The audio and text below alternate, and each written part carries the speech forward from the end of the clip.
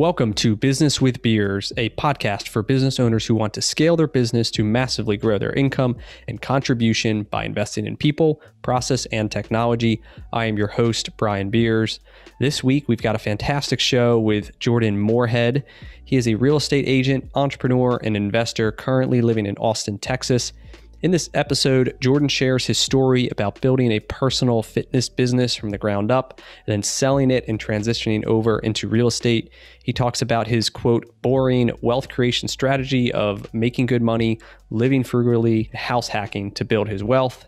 Jordan shares his strategy on having a few simple goals that he can see every single day to ensure that he's making progress on them. And it's a great episode. So if you enjoy, please share with your friends, rate, comment about your favorite part to help us reach more people. Welcome to the show, Jordan. Thanks, Brian. How are you? I'm doing great. This wouldn't be Business with Beers if I didn't ask you, and we could have a cold one somewhere. What are we drinking? Interesting fact, I actually don't drink, so I will be drinking something else. And what will you be drinking? That's a good question. I like Guinness is good. Okay, awesome. Well, I'll buy. There you go. All right, fantastic. So if you don't mind, share your story, who you are, what you do, where you live, and we'll go from there. All right. So my name is Jordan Moorhead. I live in Austin, Texas right now. I am from Louisville, Kentucky originally. Lived there for about 21 years. Lived in Minneapolis, Minnesota for about a cumulative 9.5 years. And I've lived down here in Austin for around 2 years cumulatively. So right now I work as a real estate agent. I have a real estate team here in Austin. Had a team in Minneapolis before this and got into that after I started investing at 27 years old. So started investing first while I owned another business, and we can talk about that here in a second. And then I started working as an agent. When I got out of college, I started thinking, what do I want to do for a job? I was in college at the time. I was thinking, what do I want to do for a job? And I started working as a personal trainer. This was about my junior year of college. Started working as a personal trainer. A couple of years into working as a personal trainer, still in college, I was going part-time, so it was taking a while. And I was making more money than I was going to make at any of the careers I was looking at outside of college. So 88 credits in, I dropped out. I didn't finish. And then I decided to go into business for myself, working as a personal trainer, running my own business out somebody else's space. So I rented the ability to go into a gym and train people in this gym. I did that from 23 to, I owned the business until I was 31, but 23 to 31, built it up to where I had other trainers working for me, and they were doing all the day-to-day training. And I had an admin doing all the communication with clients and booking appointments and take care of all that kind of stuff. And I just ran the business. So my main focus was the sales and marketing. I really enjoyed that part. After a while, I got tired of seeing the ceiling in this business, and the ceiling was fairly low, in my opinion. I knew where I could get. I knew if I wanted to get above that, it was going to be incremental and real slow. Yeah. It just wasn't so exciting for me. So started working as an agent. And again, I had already started real estate investing. Started real estate investing in 2016, got my agent's license in 2017. Really enjoyed that, did really well my first full year, which was 2018. I got my license September of 2017. Didn't sell my first house until February of 2018. Had a great first year. After the first year, started to build a team, and it's just been going ever since that. And all along, I've continued to invest in real estate too. Okay. What was one of the first properties you bought as an investor? It was a duplex. I lived in a duplex. I rented out the top unit. I rented out the one bedroom in my unit, and then I made the back porch an Airbnb.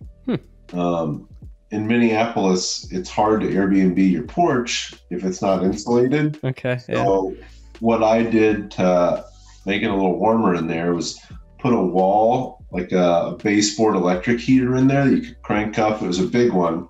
And then I put another space heater in there so people could stay warm enough to be comfortable. So you have three then? You lived in one, another one was a regular unit, and then the porch became this insulated Airbnb unit? Yep. So that's the room. There's an Airbnb room. I had a roommate in the other room, and I lived in the other room. When I wasn't there, I Airbnb'd my room. Okay. So I had income coming in from the unit above us. Then I had income coming in from his room. He didn't pay me enough. He was a good buddy. And I had the Airbnb in the back. Okay. So I made around $500 a month to live in my first property. Yeah, that's a great house hacking lesson. What did you do from there? How's your portfolio grow? What does it look like today? So the first 6 months I was living in that house hack, I was able to save so much money that I bought a sixplex in Louisville, Kentucky. After that, I moved out of that property. Shortly after, sold it and bought 2 more sixplexes in Louisville, Kentucky. My next property was my first 2-unit here in Austin. So I bought a single family with an ADU, which is accessory dwelling unit, in the backyard. So it's essentially a house and then a small guest house. Rented out both houses. I lived in the back house for a while, I'm sorry. Then I rented out both houses, sold that last year, and took some of that money and invested in other houses in Louisville with a partner, but bought another duplex that we live in now. So I've been continually house hacking since 2016. So really, my strategy, and it's very unique, is make more money than you spend and save the difference to invest. So everybody I know that's been successful in any sort of way does this, and it's make as much money as you can. Yep. Live frugally, have low expenses, and then have a big chunk of money to invest. And that's really all I've done. I wish I had some sort of really exciting and unique story, but it's been a long period of time of saving as much money as I can and investing as much as I can too. Yeah, that's great. And a real estate, it gives you all of that flexibility in order to move to these different houses. I'm sure you're getting great loans because you're living there, right? On a number of these. Yeah. So I'm doing one house hack a year, and I'm trading off with my girlfriend now. She did one last year. I did this one. She's doing another one next. Does that mean you live in the separate houses? No. Your house hacking? No, we move into them together. Oh, you move. Okay. You have to live in them for a year, and then we move out of them into the other person's. So you're only able to do one of those a year. So it's not really a fast strategy to scale, but it's absolutely a great strategy to do what I talked about, save a ton of money and be able to invest elsewhere. So I house hack here in Austin. I'm mostly investing in Louisville, Kentucky right now with a partner. So I have 18 units there. Together, we have 9 units there right now. Okay. Yeah, that's great. So one of my first questions for you is, we'll start with, we like to celebrate the wins, but sometimes we got to look at kind of the challenges that we face. You can call them failures and focus on the negative. I like to call them learning experiences and then figure out, how can this help me, in the future? What can I learn from this? So what's a challenge or a failure that you faced, and, what did you learn from it? So I'd say the biggest challenge I've ever had, and I've experienced it in the 2 lines of work that I've been in, is dealing with burnout. I dealt with a lot of burnout in my personal training business that I wasn't in day to day, but was making me a lot of money. And I just got bored with it and I didn't want to do it anymore. And I sold that business in 2018 for a lot less than I should have sold it for because of that. I just wanted to be done. Yep. And this might be good advice for people looking to buy a business. Find somebody like that. He bought it for roughly 4 months revenue. Oh, wow. So a great deal. In 4 months, he made all his money back. So for someone looking to buy a business, what are some of the signs of burnout that you experienced that someone could look for in a potential seller? So the business was declining because I was burning out. Again, I got a real estate license in 2017 and really took my foot off the gas on the fitness business. In a year, the business went from 62 clients paying roughly $300 a month down to 30 clients paying roughly $300 a month. So huge loss in revenue, but he still bought it at 4 months revenue because I just wanted it out. Yep. Okay. Yeah, it's good. Someone who declining revenue and the owner clearly has an interest somewhere else, and maybe it's been trying to sell it for a couple months. I don't know how long were you trying to sell it before you, or at that point you just... I sold it to my head coach. Okay. So I've been talking about selling with a business broker for a while. I hadn't taken much action in that, and I figured, he's going to be a good person to talk to. So I started talking to him, but I gave it to a song because I liked him and because I knew he would take care of my clients. Yep. Yeah, that's a great lesson for employees who are in a business, right? To make sure they're valuable and contribute in and, continue the business. So how have you experienced burnout in your other, you said you twice, have you experienced it in the real estate side now? Yeah, it's easy just to get it. More recently, I got burnt out a couple months ago because the market is so crazy, inventory is so low, especially here in Austin. It's easy to get discouraged and you're putting in 5, 10, maybe 15 offers and not getting anything for clients. So the way I've been able to deal with that is just making sure to take some time for myself, especially as an agent or running a team or running any sort of business. There's a tendency to book up every little time in your day. Yep. And I've experienced it with both businesses. I used to work from 5 a.m. to 9:30 at night when I had that personal training business. And it's just easy to burn out when you're doing that to yourself. Even if you love it and love to work and love to grow businesses like I do, you still need some time, some downtime to sit around and do nothing or hang out with friends or whatever, Yep. Yeah, I think a best practice is to try to block off that time on your calendar that is going to be your gold time, that maybe you're listening to the podcast or reading books or kind of investing in yourself, or maybe it's just that relaxing time where you're dedicated to follow that calendar. That it's easier if you block it off proactively rather than reactively. There's always something to do. So. Yeah, if you don't block it off, it will fill up. Yep, for sure. You need to do that no matter what business you're in. You need to have some downtime for yourself, or sometime you're going to experience some burnout and it might be too late to help it at that point in time. Yep. So speaking of calendar, successful people have a commitment to executing good habits on a daily basis. What are some habits or kind of rituals that you attribute to your success? So I haven't always done this, but for the last 2 years or so, I've done like a miracle morning type routine in the morning. So I've gotten up, I've read, I've journaled, I've meditated, I've always gone to the gym, of course, and made sure I make good use of my time in the morning for me before I start having to help everybody else. But, something I've always done is I've always been really big into self-education and really just going to seminars and learning from other people. So I'd say,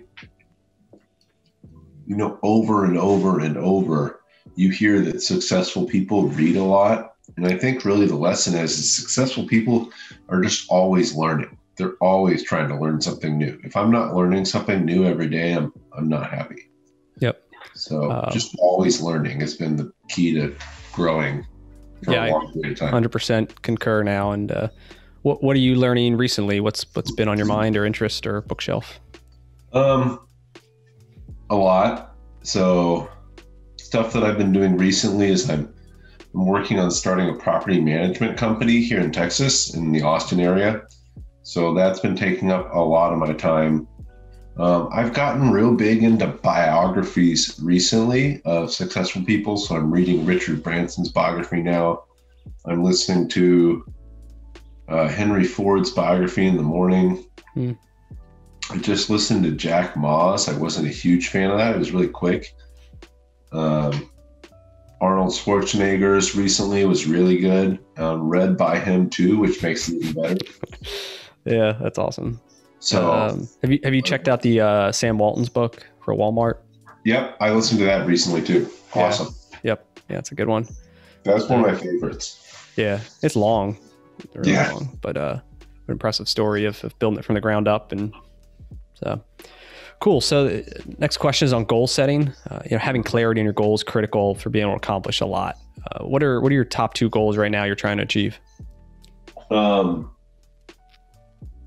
They're both net worth related and unit related. So my partner and I have a goal of getting to 50 units in Louisville by the end of 2022. So our units that we're buying in Louisville are just single family houses. We're not really targeting apartments, although we wouldn't pass up a good apartment deal. So that could factor into being part of that unit. And then I have an income goal personally, where I want to about 50% more than I did last year. Okay. Which would be pretty great. Yeah, that'd be great.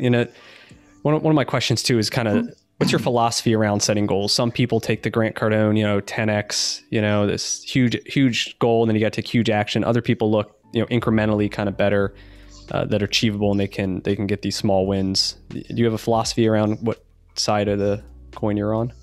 Probably in between, probably right in the middle of those two. So I was called out recently for my goals. They weren't aggressive enough, and I'm in a group called GoBundance, and they said, hey, these goals are cool, but this is basically what you did last year. Why even set a goal to do what you did last year? Why not make it this much better? So that really hit me, where in the past, I've absolutely always done things that way, or I've always been in between somewhere the Grant Cardone of we need to 10x it. I've probably been like a 4xer type of guy. Yeah, okay. But yeah, I don't think setting realistic and achievable goals is the way to go, because if you set goals, they're just 5% better than where you are. Why do you want to accomplish that goal? Where are you going to get your why from if it's only this much better? Yep. And then you achieve it, but then you feel like not any different than you were before. Right. Well, so you knew you were going to achieve that goal. Yep. And that's why you said it in the beginning. You said, hey, I know I can do this if I do these 3 steps. There's no fun in that. It has to be, I don't know how I'm going to get this done. Yep. And you're going to figure out how to get there. Yeah, that's where the growth happens. It's like right outside our comfort zone. So if you push this goal that makes you uncomfortable, you will grow to achieve it. But if it's still within your comfort zone, you're not growing, you're not learning anything, you're not any better off. So I think me and you have a similar philosophy there. Yeah, for sure. So just for instance, my partner and I have this goal of 50 units by the end of 2022. We just started the partnership December of 2020. We're already at 9, which moving along pretty good. And we're under LOI on another 35 units. So there's a chance that by setting this 50 unit goal, we get to the 50 unit goal within a 1 year. Yeah, 1 year instead of 2 years. Exactly. Yep. Yeah.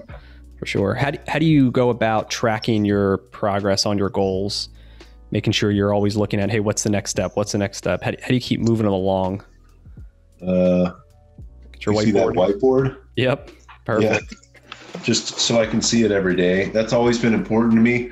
I had it above my desk in my first duplex, and I could go in, and when I set up my computer every day, I looked right up at it. Yep. So for 5 years or so, I've always had my same exact sized whiteboard.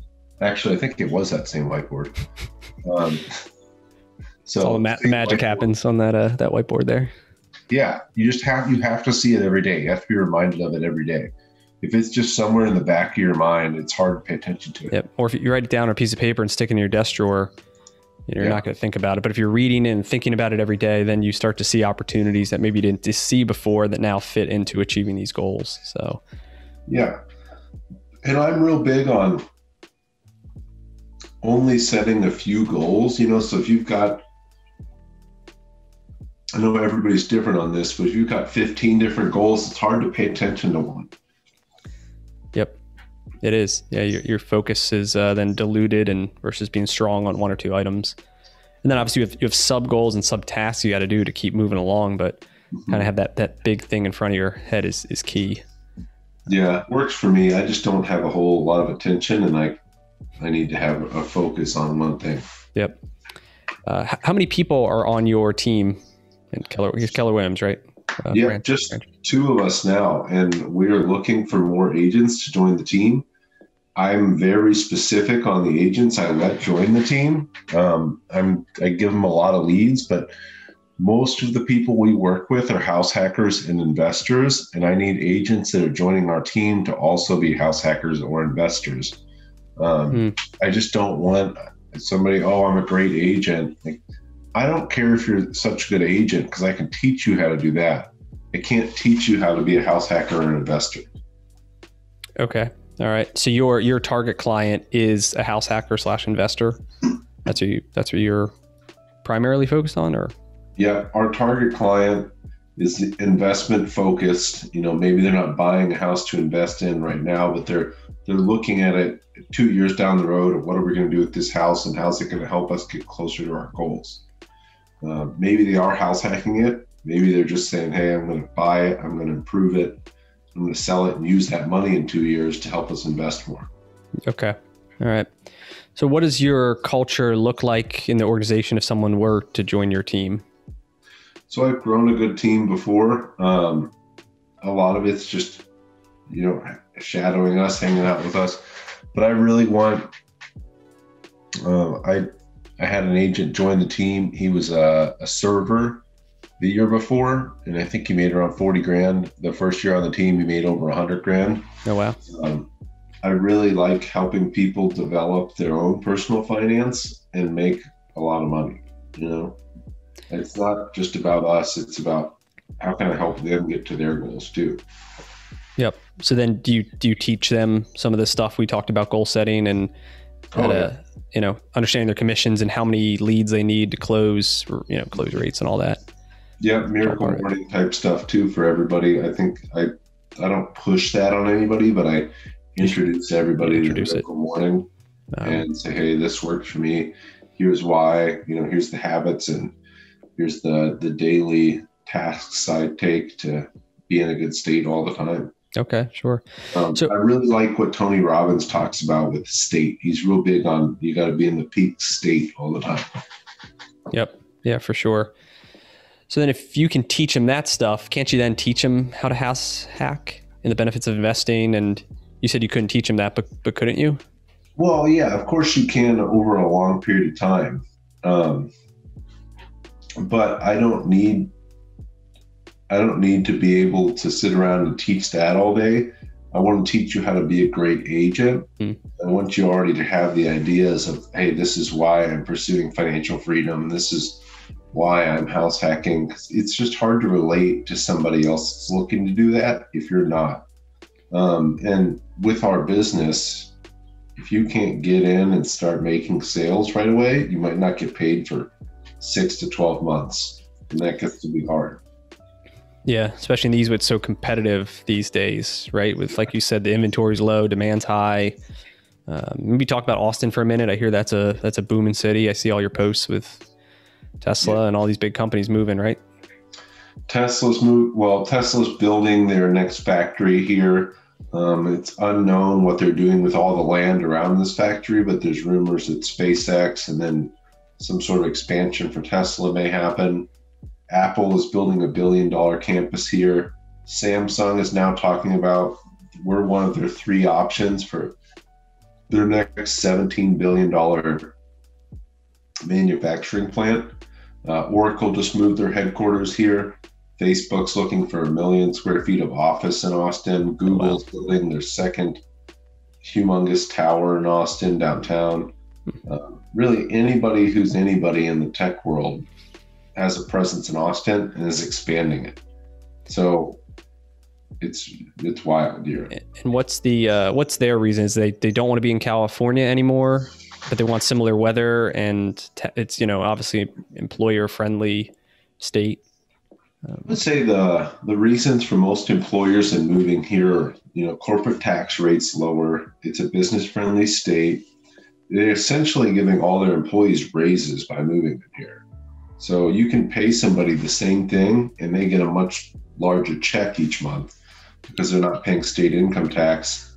At the same time, your employees can afford to live in the city that you're headquartered in. So there's a lot of great reasons to be in Austin compared to, let's say, in San Francisco or in LA or Seattle even. Are you seeing the cost of living is going up though with all these employers and increased demand? Oh yeah, we had a 22% appreciation rate on average last year. Oh wow. So that's a lot.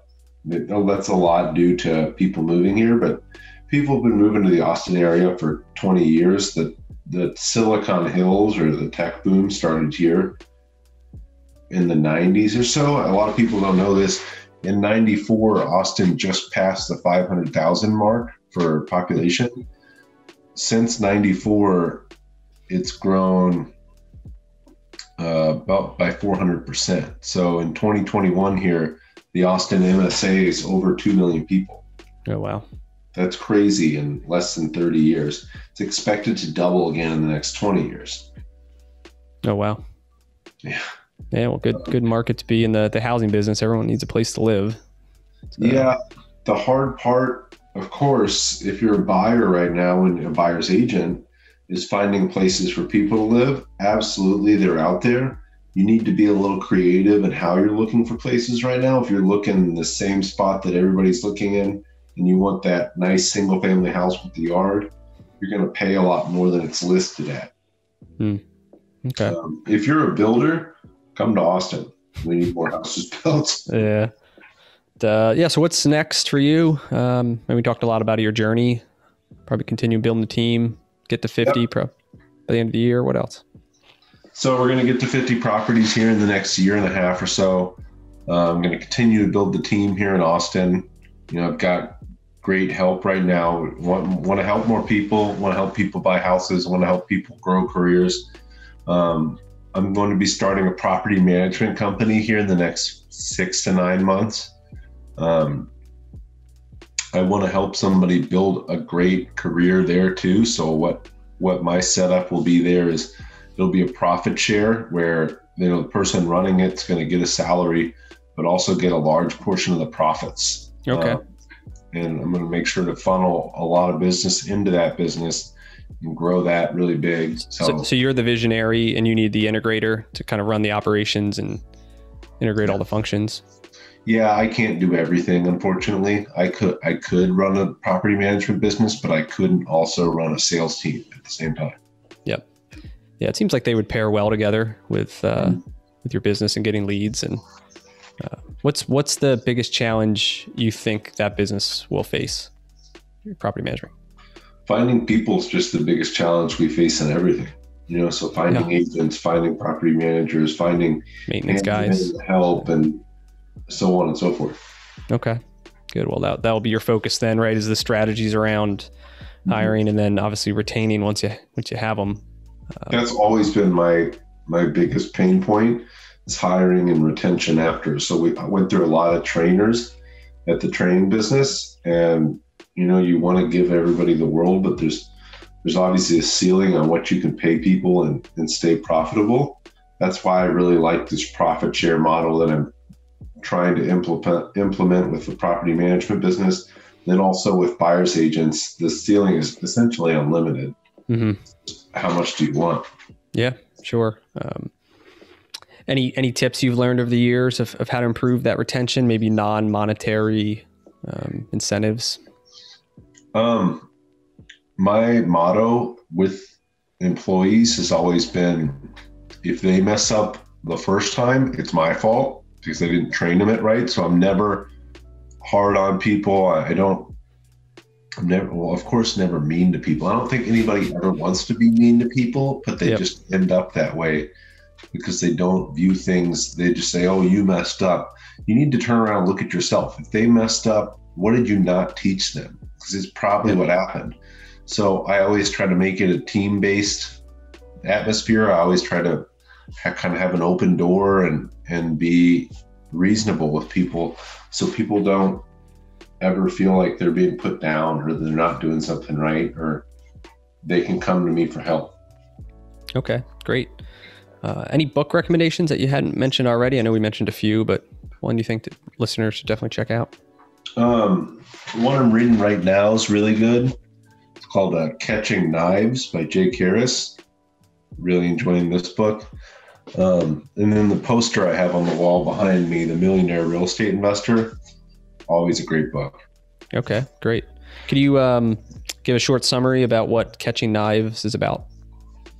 Catching Knives is just about investing in distressed commercial real estate, and then a lot about how Jake lost everything investing the wrong way and how he invests what he considers the right way now. So I really enjoyed it. It's nice to read from somebody that's had a bad experience and had a lot of experience. Yep.